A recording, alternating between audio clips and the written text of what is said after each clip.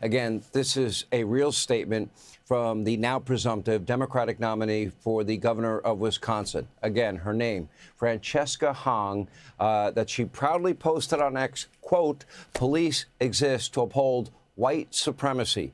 Defund them, abolish, reform cannot be an option."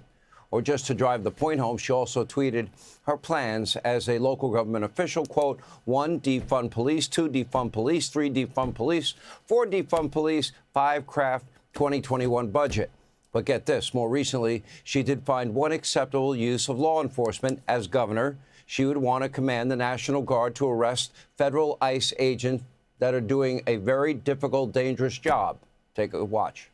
I don't want us to continue to rely on law enforcement, but if the National Guard has to be out here arresting ICE agents, like that's, yeah, you have to meet state-sanctioned violence with, parts of the state sometimes. Now, despite denials from her campaign, she also called in writing for the U.S. Senate to be abolished. In her social media accounts, she claimed to live in occupied Ho-Chunk land, whatever that means. In 2020, she suggested that it was racist for white people to mention the origins of COVID-19. Now, unfortunately, there is nothing unique about Hong's extreme positions.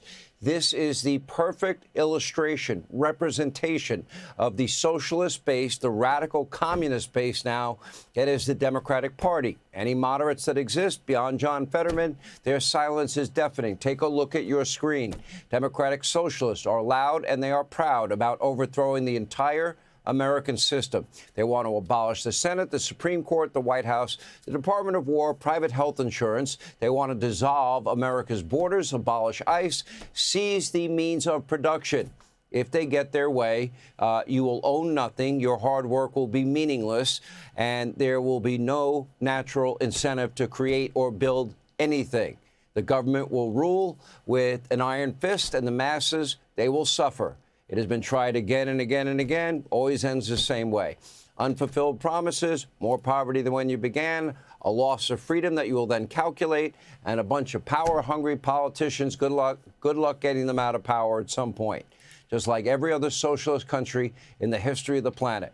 In the U.S., checks and balances, they can be frustrating, but they're standing in the way of people like Francesca Hong. Ronald Reagan famously said, "The 9 most terrifying words in the English language are, I'm from the government and I am here to help."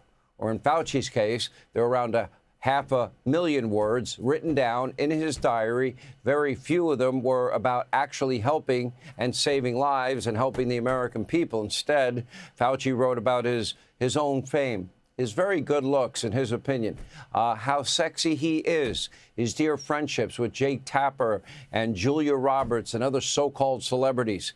Fauci also detailed his own lies and deceit, along with evidence of potential criminal misconduct.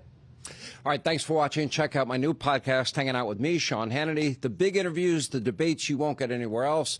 Like and subscribe for new episodes every Tuesday and Thursday.